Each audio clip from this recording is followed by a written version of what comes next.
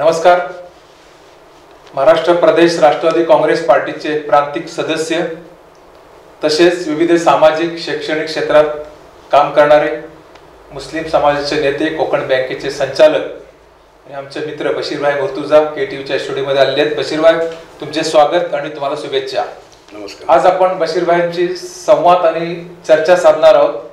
ती विविध प्रश्न आपल्या समोर आहेत. बशीरभाई, आपण त्याला मनमोकळेपणाने उत्तर द्याल अशी आमची अपेक्षा आहे. पहिला प्रश्न आपल्या समोर आहे की 15 जानेवारीला महाराष्ट्रात ग्रामपंचायतच्या निवडणुका होऊ घातलेल्या आहेत. राज्यात आपली सत्ता आहे. रत्नागिरी जिल्ह्यात 479 ग्रामपंचायतची निवडणूक आहे. खरोखरच महाविकास आघाडी म्हणून आपण लढत आहात, वेगवेगळे लढणार की नेमकं चित्र काय जिल्ह्यामध्ये? आपलं मत. मी जिल्ह्याच्या बाबतीमध्ये पूर्णपणे सांगू शकत नाही, अजून माहिती घेतली नाही. रत्नागिरी तालुक्यामध्ये आणि तसं पाहिलं तर संपूर्ण जिल्ह्यामध्ये एक समन्वय समिती स्थापन होणार होती आणि त्या समितीमध्ये ते ठरणार होतं की सर्व ठिकाणी महाविकास आघाडी करून निवडणुका ग्रामपंचायतीच्या लढायच्या. परंतु अगोदर समन्वय समितीची निमंत्रण पण दिली गेली आणि दुसऱ्या दिवशी ती रद्द करण्यात आली. म्हणजे ती जी मीटिंग होती ती रद्द करण्यात आली.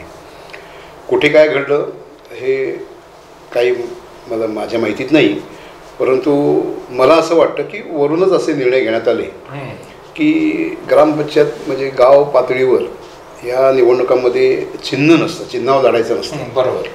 त्यामुळे त्या ठिकाणचे जे कार्यकर्ते आहेत त्या सर्वांना स्थान मिळावं, त्यांना संधी मिळावी म्हणून मैत्रीपूर्ण लढती सर्व ठिकाणी करा आणि त्या पद्धतीने निवडणुका होऊ देत. ज्या ज्या ठिकाणी शक्य आहे त्या ठिकाणी तुम्ही महाविकास आघाडी करा. त्याप्रमाणे रत्नागिरी तालुक्यामध्ये काही ठिकाणी महाविकास आघाडी झाली आहे सेनेबरोबर. सेना आहे, काँग्रेस आहे, राष्ट्रवादी काँग्रेस आहे, परंतु काही काही ठिकाणी ती होऊ शकली नाही. अच्छा. पण मैत्रीपूर्ण लढती त्या ठिकाणी सुरू आहे. पण तुम्हाला काय वाटतंय बशीरभाई, खरंच जिल्ह्यात झाली असती महाविकास आघाडी तर फायदा झाला असता? नक्कीच झाला असता. अच्छा. मग का नेमकं महाविकास आघाडी बरोबर युती होणे ग्रामपंचायत निवडणूक न होण्यामागचं कारण काय? मी आधीच बोललो ना, ती पूर्ण कारण मला माहित नाही. अच्छा. हा, म्हणजे शेवटच्या क्षणाला काय घडलं, अच्छा, ओके, कुठे माशी शिंकली किंवा काय घडलं मला माहित नाही. अच्छा, पण झालं असतं तर बरं झालं असतं. बरं झालं. बशीरभाई, 2 दिवसापूर्वी आपण राष्ट्रवादीचे सर्व आपले नेते शरदचंद्रजी पवार साहेबांची भेट घेतली. नेमके काय विषय होते? विषय 2-3 होते. काही एक मच्छीमारांचे विषय होते, कारण या ठिकाणी मासेमारी तुम्हाला आपणाला माहितीच आहे, मासेमारी आहे, आंबा बागायत आहे, ही इथली प्रमुख व्यवसाय आहे. याच्यावरच या ठिकाणची आर्थिक नाडी जी आहे जिल्ह्याची ती अवलंबून आहे. मासेमारीमध्ये काही वर्षांपूर्वी असे काही नियम, कठोर नियम करण्यात आले की ठराविक प्रकारची मासेमारी करणारे हे 2 महिने 4 महिनेच मासेमारी करतील, त्यानंतर ते केंद्राच्या जागेत करतील, महाराष्ट्राच्या हद्दीत करणार नाहीत. आणि त्यानंतर आता त्यांचं असं सुद्धा म्हणणं आहे की केंद्राच्या जागेत तुम्ही करायला काही हरकत नाही, पण त्या ठिकाणून महाराष्ट्राच्या पॅसेजमधून आत येता येणार नाही वगैरे वगैरे.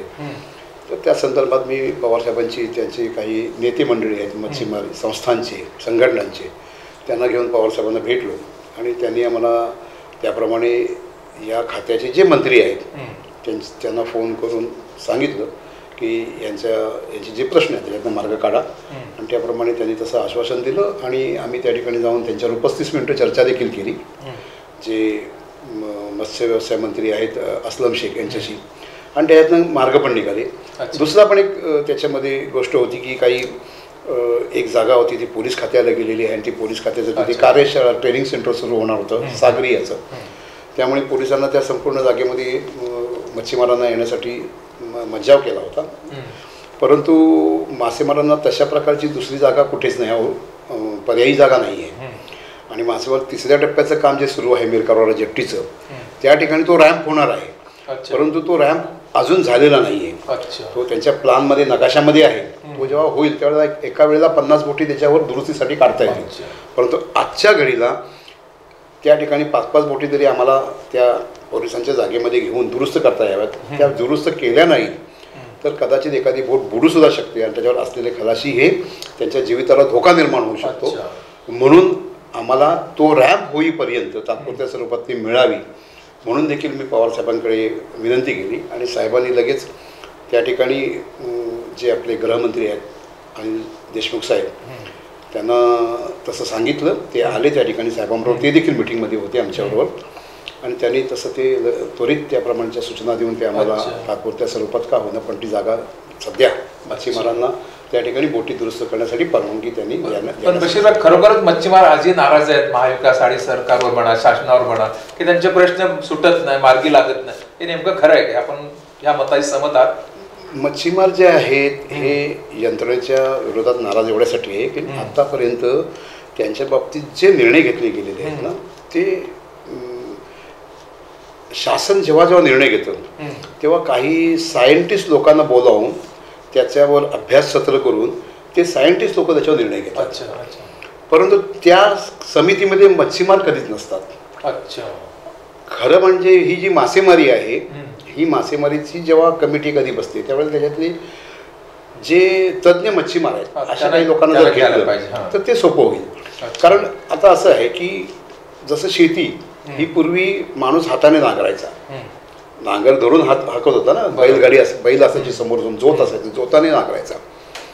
मागावून ट्रॅक्टर निघाले, जोडणी ही मशीनवर व्हायला लागली, अनेक प्रकार हे मशीन टेक्नॉलॉजी पुढे. काही ठिकाणी तर काही देशांमध्ये तर फवारणी सुद्धा हेलिकॉप्टरने होती. तसं प्रगत जे आहे मासेमारी सुद्धा हळूहळू प्रगत होत गेली.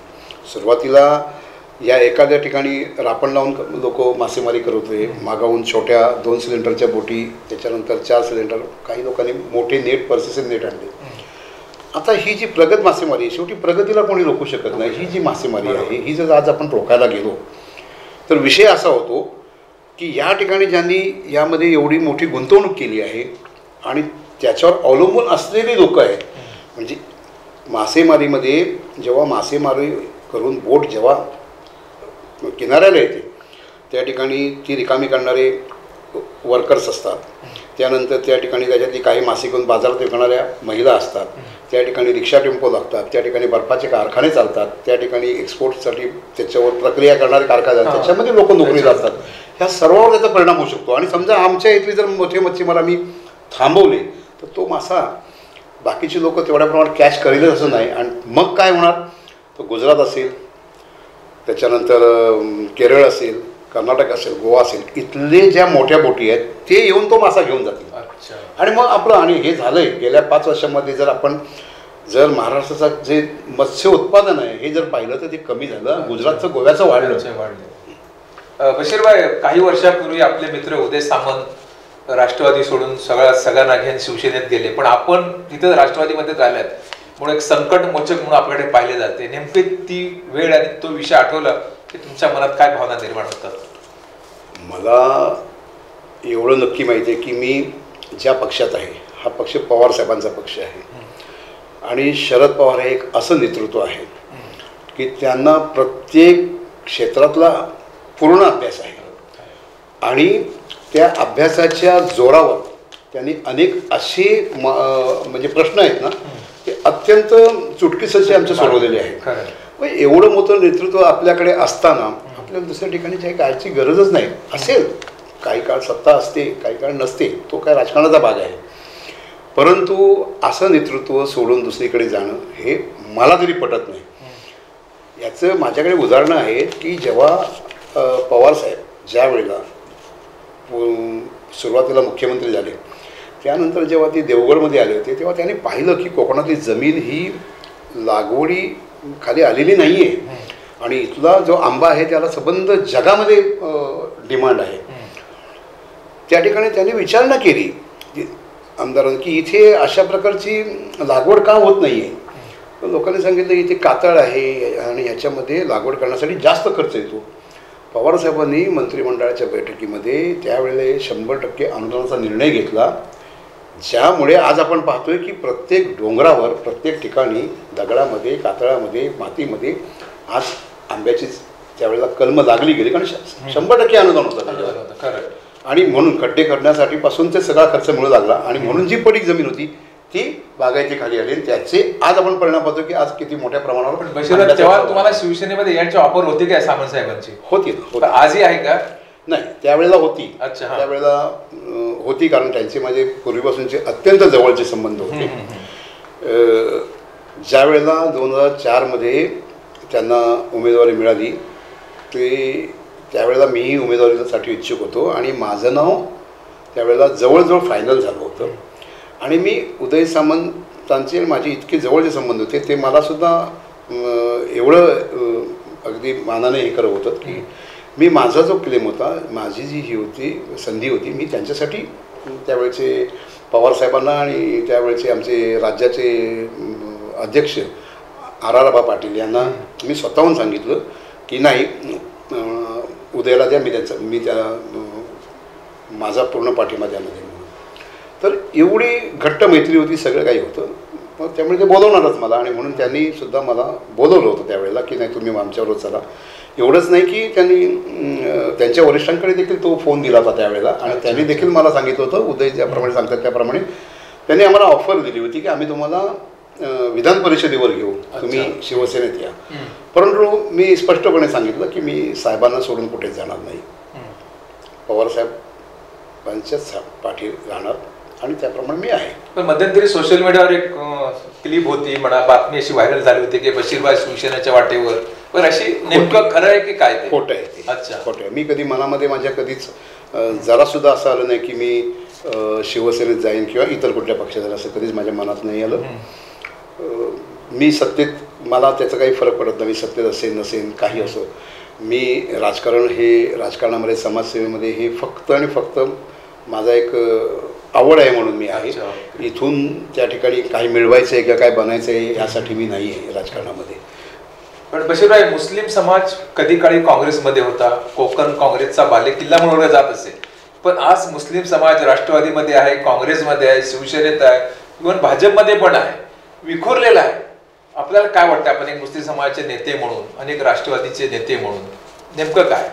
खरं तर एक गोष्ट सांगू की ज्या वेळेला असे लोक कोणी मला ज्या वेळेला म्हणतात, म्हणजे आता आपण पण संबोधलो किंवा इतर कोणी की आपण मुस्लिम समाज नेते, तर मी स्वतःला मुस्लिम समाजाचा नेता अजिबात मानत असते. याचं कारण आहे की राजकारणात ज्या वेळेला आपण वागत असतो तेव्हा आपण गोरगरिबांचे, पददलितांचे, जनतेचे यांचे सेवक किंवा नेते, बरोबर, कुठल्या एका जाती धर्माचे किंवा समाजाचे नेतृत्व हे जर राजकारणात तुम्ही असाल तर कधीच करू नये, त्या याच्यात जाऊ नये. कारण धर्म ही गोष्ट वेगळी आहे. राजकारणात असताना तुम्हाला सर्व लोकांना बरोबर घेऊन जावं लागतं, सर्व लोकांना एकत्र ठेवावं लागतं. तर आज आपण पाहिलं तर मुस्लिम समाज बघा, लोकशाही आहे आणि मुस्लिम समाजाची जी मतं आहेत ती शेवटी प्रत्येकाचा मताचा अधिकार प्रत्येकाचा आहे. त्यामुळे ती एका ठिकाणी राहतील की राहावी अशी अपेक्षा का करावी? कारण इतर समाज देखील सगळ्या पक्षांमध्ये आहे, इतर समाज देखील सगळ्या पक्षांमध्ये जातो. एक आहे की पूर्वी जी काँग्रेसची जी सर्व धर्म समभावाची जी संकल्पना आहे किंवा त्याच्यावर त्यांचं जे हे आहे, काँग्रेस असेल राष्ट्रवादी असेल, तर त्याच्याकरिता त्याच्यामध्ये मुस्लिम समाज जो आहे इथला, रत्नागिरी जिल्ह्यातला असेल, रायगड जिल्ह्यातला असेल, ह्यांचा जास्त श्रद्धा आहे या गोष्टीवर आणि म्हणून ते काँग्रेसच्या पाठी कायम उभे असत नाही आहेत. आजही आपण पाहिलं, जर ते तुम्ही आपण जे ब्लॉक्स काढले ज्या ठिकाणी जे पॉकेट्स आहेत मुस्लिम समाजाचे मतदानाचे, तर ते तुम्हाला जास्त मतदान या ठिकाणी राष्ट्रवादी काँग्रेसलाच होत असतं. खरं. हां, म्हणजे आपण घेतलं रायगड जिल्ह्यामध्ये तटकरे साहेब जिथे निवडणूक जिथे लढवली, तिथे संबंध त्या जिल्ह्यामध्ये संपूर्ण रायगड जिल्हा त्यामध्ये रत्नागिरी जिल्हा पण येतो, मुस्लिम समाजाने एकतर्फी मतदान केलं, राष्ट्रवादीला मतदान केलं. कारण का शेवटी कोण उभा आहे हे पण पाहिलं जातं, व्यक्ती पण पाहिली जाते. तटकरे साहेब हे काम करणारी व्यक्ती आहे, तटकरे साहेब सक्षम नेते आहेत, त्यामुळे मुस्लिम साहेबांना पूर्णपणे, कारण रायगडपासून रत्नागिरीपर्यंत एकही असा तालुका नाही, फक्त एक थोडासा श्रीवर्धन तालुका तो सोडला तर, एक मतदारसंघ सोडला तर, की कुठेही फक्त मुस्लिम म्हणून किंवा मुस्लिम समाज म्हणून मतदान सगळ्या समाजाने एकत्र येऊन केलं तरी आमदार निवडून दे. इतर समाजाच्या जोडीने जर कुठे एक गट्टा मतदान टाकलं तर नक्कीच येऊ शकतात. म्हणजे मतदान एका गट्टा टाकून एखाद्या व्यक्तीला निवडून आणणे एवढी मात्र ताकद मुस्लिम समाजाच्या मतांमध्ये आहे. पण बशीरभाई कधी आमदार होतील हे आम्हाला कधी पाहायला मिळेल आणि ऐकायला मिळेल? एक सांगू हे जे काही असतं ना सगळं हे नशिबावर असतं. बरोबर, नियतीचा खेळ असतो. ओके.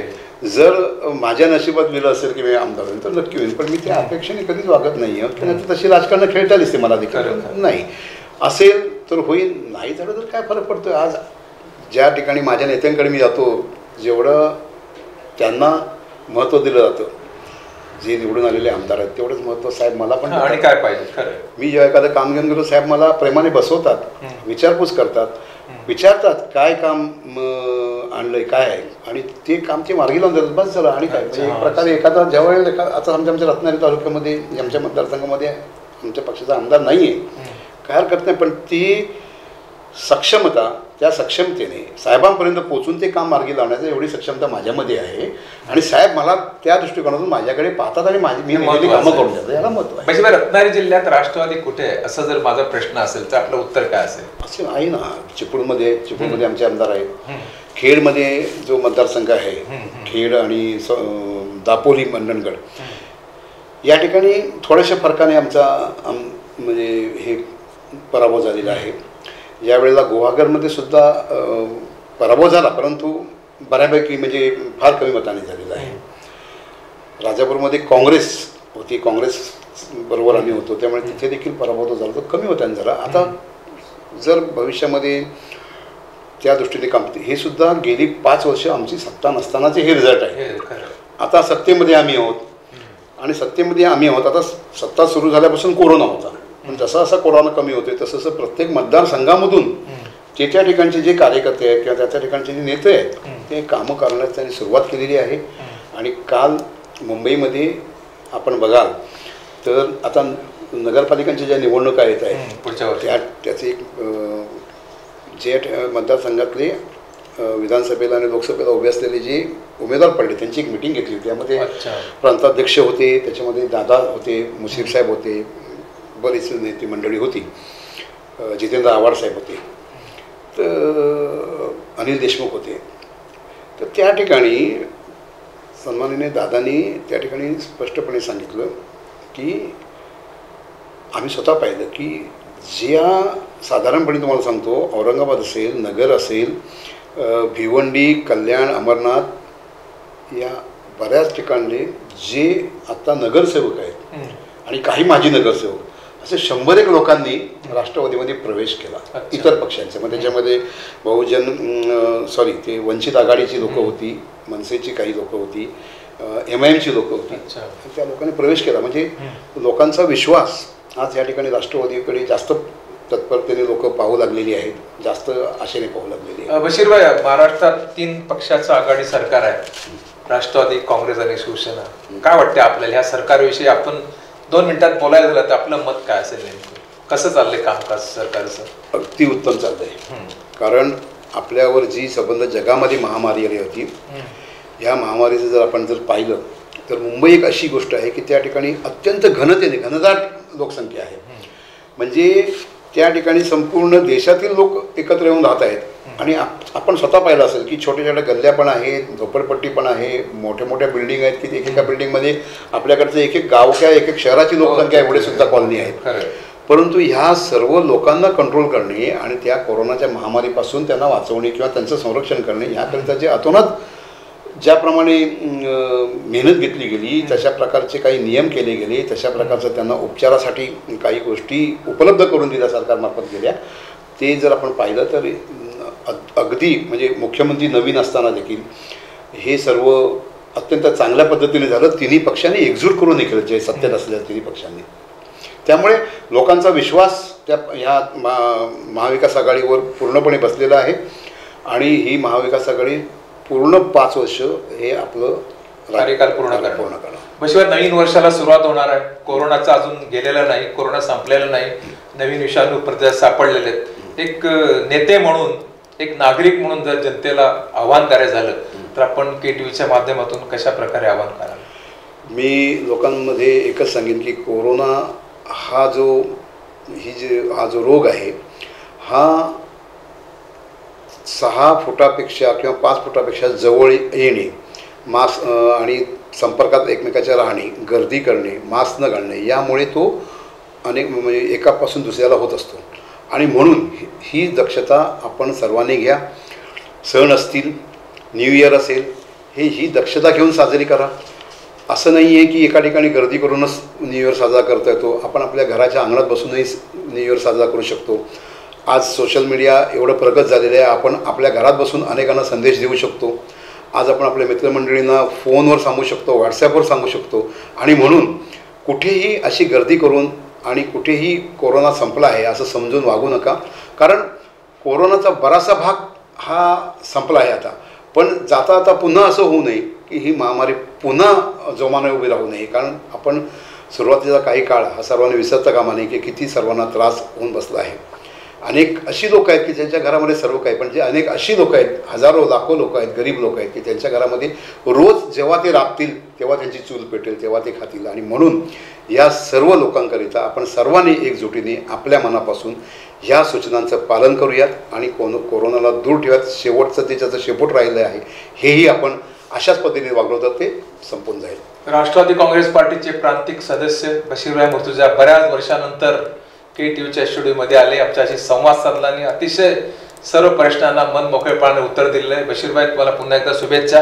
आपण लवकर आमदार व्हा ही आमची सर्वांची मनोमन इच्छा आहे. पुन्हा एकदा आपल्या शुभेच्छा देतो. आपण या ठिकाणी आलात त्याबद्दल धन्यवाद आणि आपले विचार आम्ही नक्कीच जनतेपर्यंत पोहोचवू. धन्यवाद.